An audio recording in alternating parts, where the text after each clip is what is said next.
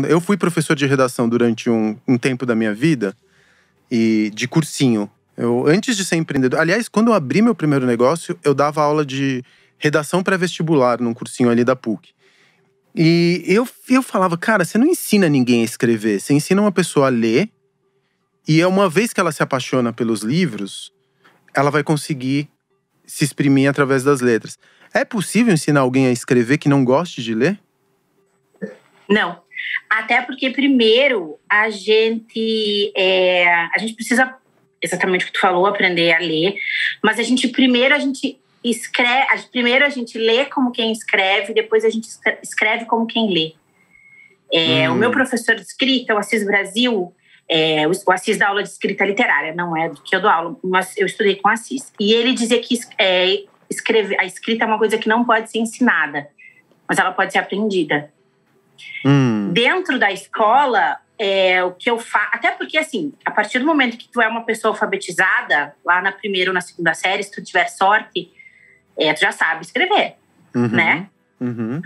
Só que a gente vem de uma educação tradicional muito castradora, que vai lá te ensinando por que tu não colocou chão no castelo, e porque aí não passa, sei lá, no psicotécnico.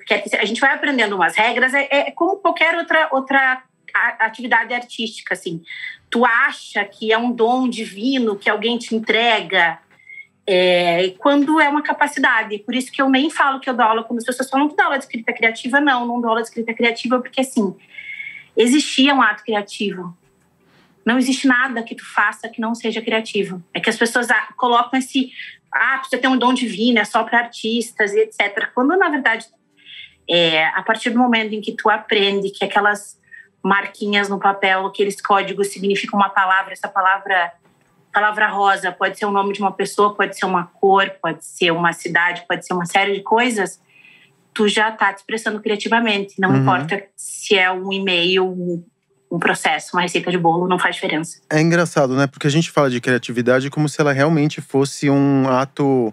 Como se tivesse alguém que fosse ungido pelo dedo divino e a partir do momento que fosse tocado na fronte começaria a criar e produzir mundos.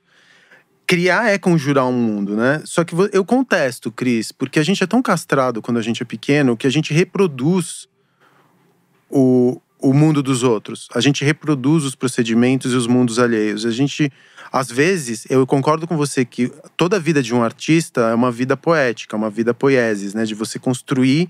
A sua vida é uma obra de arte, e aí o suporte que você escolhe para se expressar, ele, no final das contas, acaba tendo você nele. E aí, eu acho que é isso que as pessoas acabam comprando. Nessa premissa desse podcast mesmo, que CNPJ e CPF meio que se confundem, né?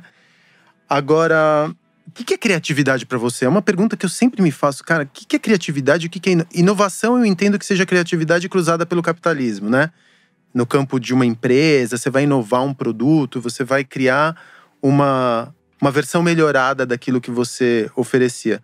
Mas o que você chama de criatividade? Eu realmente acho que criar é estar vivo.